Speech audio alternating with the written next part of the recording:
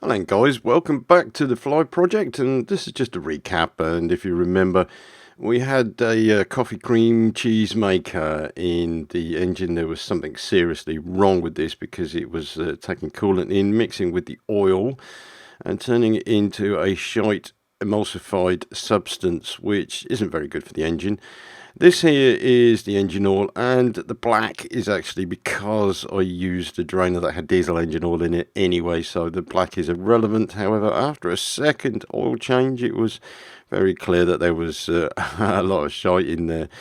So we come to the conclusion maybe it could be the head gasket or the front cover gasket. So I did a sniff test, and thank you very much for the guys that suggested it. It could well be the front cover timing chain gasket, and yeah, well, we've done a sniff test, so that basically rules out the whole idea of a head gasket. So the front cover is now off. Water pump here, that's the where the water pump would fit, and on the back end is where the gasket would be. Now, excuse me, we're wobbling the camera around everywhere. It's sort of like a bit of a rush to do this. So you can see where the gasket has potentially failed around this area. Okay, now I've got to check to make sure this edge is flat, but this doesn't look very good at all. And in fact, when you look at the engine side of the block, you can see very, very clearly here that there is an issue.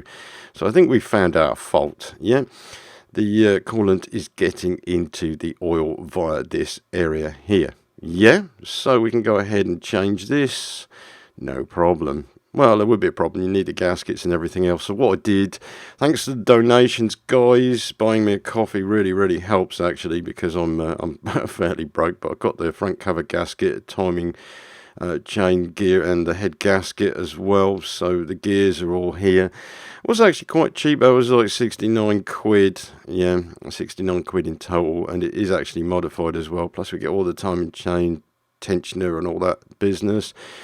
Head bolts and gasket set with an I presume that's an alternative head gasket. I'm not too sure on that, but it's not needed at the moment. But some of the gaskets will be. So yeah, those are spares for when we do another engine, but this mainly is what I'm going to use on the vehicle. Plus, for £12 I bought a timing pin kit, which, yeah, you can make the stuff, but I thought for all the pins and everything else, and the bar to hold the cams in place, it was probably better to actually purchase one of these than make it like they suggest in the Haynes manual. Okay, so with the timing belt, I was going to say timing belt, it's a timing chain kit.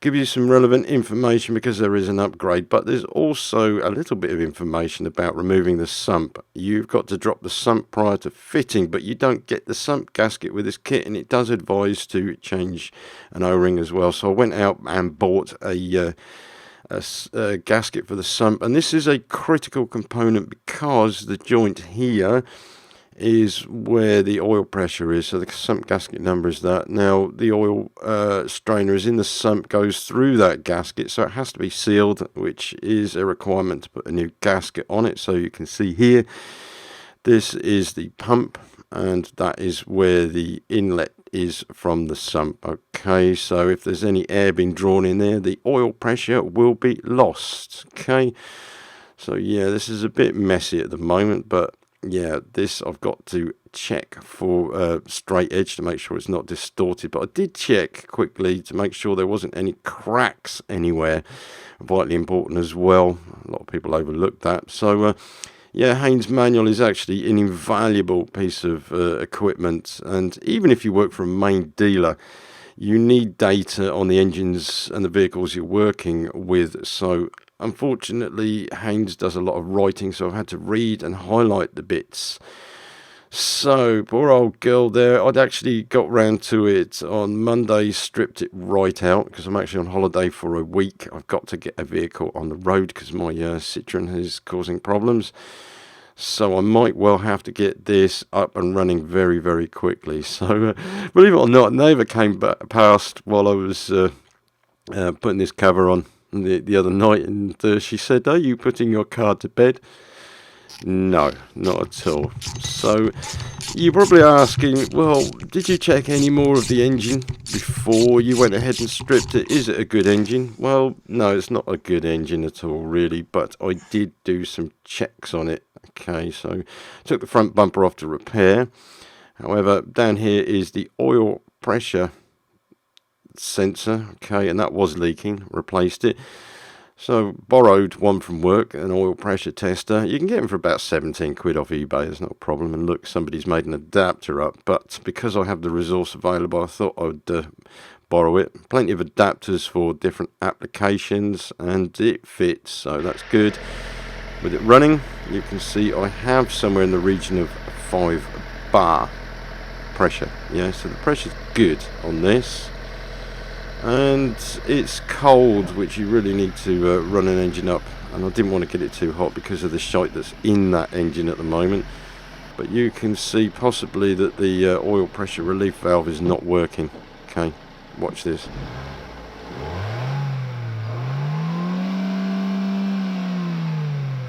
That goes up to 7 bar. Now I do need to check the data on that to make sure that that is correct. If not, we're going to have to check the plunger for the oil pressure. So instead of doing a compression test, which I wish I had done, I had to look at the spark plugs for oil fouling. Now there's no oil on here, but it's brown and black, indication that it could be running rich on idle. Okay, all the plugs are the same. Now, 2 of the plugs are quite hard to get out because of the stuff on the thread. Now, I thought maybe they'd start to cross-thread. You never know what people have done in the past. So I just took it easy, and it was okay. They came out because of the carbon on there, but you can see the state of the electrodes. That's shit. That really is...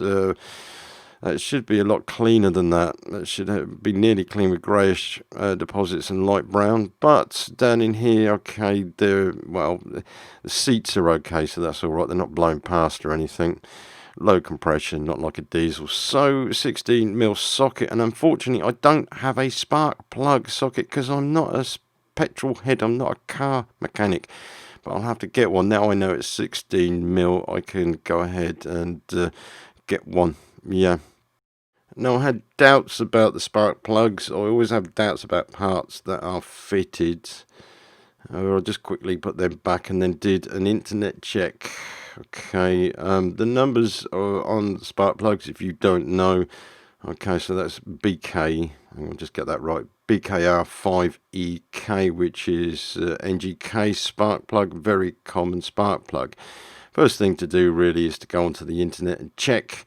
So that's exactly what I did. I put the registration number in Motor Parts Direct, which is better than doing an investigation on eBay. So the details are right for the vehicle. And it's even got the colour. That's pretty good. I like this system. And we come up with that right number, which is BKR5EK. There are another few numbers that come up on their stock listing, which also we get the more expensive one, which is the Bosch spark plug. So I've got 2 alternative numbers, but what I've done here is write the number on the cover, so I know exactly what spark plug number that is for reference. There's also a different spark plug for LPG, so that's LPG1, yeah. So we're good, okay, a little bit of knowledge there, and yeah, we're just building up knowledge base for the vehicle, because things like filter numbers, air filter number there, motor quit 1, that can be cross-referenced, so I've written that on the airbox. Okay, I know it's not a good thing to do with customers' cars, but it's my own personal car. And again, the oil filter, which is an MAN filter, which is HU712/8X. Yeah, so there are 2 different filters for the same engine, so that was quite an important number to remember. Numbers. There are plenty of numbers on the vehicle, plenty of part numbers, but also there are pin numbers for diagnostics if required, and we can peg out the back of this module if needs be. So I've got 3, 2, etc. numbers reference to this, and I had to investigate whether or not I could actually get in there for diagnostics purposes, which I can. It's referenced, it's good, so that is okay. The armouring on here is just for chafe proofing, and of course all these collars click into place, which is good, which means I can access if I have a problem. And of course it's a learning curve. I've got to learn how to check all this stuff, and this damn thing won't click back into place. It's really, really annoying. I put the camera down so I've got more of a stable hand, and it clicked into place, strangely enough. So yeah, the armoured cable here, good feature on this vehicle, and there's no chafing of wires, which is good. All right, the wiring is actually in fairly good condition, so I'm happy about that. My philosophy here, and this is just general life as well as possibly a prepping situation or survivalist situation, is you have to be very selective of who you do work for. If you don't want people to know that you're a mechanic, you do not tell them. If you're a DIYer and you have skills and you are fairly competent, then you can trade your skills off with people who have stuff to trade. Now, at the end of this video, I'll show you somebody I know in the food that they grow. I service their car, they give me food. That's a good trade-off. But there are people who take advantage of guys who tinker with cars. Now, I'm highly visible here because people will know after a while what I'm up to. If they see that I'm successful, that I can strip a car down and rebuild it again, they will come to me if they have problems, and I will charge them. There's no point in doing things for free for people unless it's of an advantage to you. If you're young or inexperienced, then good practice means that you will get better at what you do. However, there is a cut-off point where you know people will be taking the piss because they will want things for free, like family members especially, which obviously you're going to help. But there is always the person who has an eye on what you're doing and they want to take from you without giving back. So, like I say, you have to be very, very selective about who you let know on what you're doing, unless of course you're wanting business. Then of course you advertise, and word of mouth is always the best way. So getting back to the spark plug issue and fueling, this is running rich idle, then there is a possibility of a fuel fault somewhere, and I did drain the oil twice and I smelt petrol in it, so perhaps there is something going on. Now, mainly the fueling strategy is operated and controlled by the ECU, but it needs to get information from the lambda sensors. If the lambda sensors are not working right, then it will possibly overfuel when it shouldn't do. So this is something that I'm going to have to set my mind to later and find out what's going on, because okay, the engine's running fine enough, but the lambda sensor you can see down there on the exhaust, there's one at the back as well. So I've gone out, bought a new set of spark plugs, and the electrodes are a lot fatter. I'm sorry it's a bit blurred, and they were quite cheap. It worked out at £12, £16 for the gasket. That's an extra £34.60 I've just had to throw at this car. It's going to be endless, about £16 for this gasket, critical item, and I need to go and buy an O-ring from Vauxhall tomorrow. But yeah, basically that's it's an ongoing thing. Once you start to see faults for what they are, then you can start to do more investigation. As you get to understand your car better, you then start to become more efficient, and you understand that when you work on other cars, they are actually quite similar. Okay, so this is a full English breakfast, if you like, or a keto breakfast with mushrooms. You see these here. Now, these are not bought in a supermarket. They are picked fresh, and they are from the woodlands in Norfolk. Okay, now, I can't remember the name of them. They are really tasty. Things with mushrooms, especially in the UK, people are terrified of them because there are imposters that could poison you. However, Eastern Europeans know mushrooms very, very well. It's a pastime in Russia and also the Ukraine and the Baltic states, but they are actually very, very clever at growing their own food because they've been through, especially Ukrainians, have been through disaster before. They are more self-sufficient than English people that, to be honest with you, don't know wild food from anything. So the garden here is not as efficient as it could be, and I had a look at it. Now I tried with this person. I had a look at the frame that collapsed. She bought it from eBay, and I thought, actually, I can help you there because I can build a frame. And the deal is basically a service a car for them, build a frame, and I get fresh tomatoes and food in abundance, actually, because what she does here, surprisingly, she has too many tomatoes to deal with. So this is a good person to trade with. I do find it appalling that in the UK, these are blackberries that people do not know what is around. They don't know that they have free food at certain times of the year, so a lot of stuff just rots and disappears, and it's sad, really.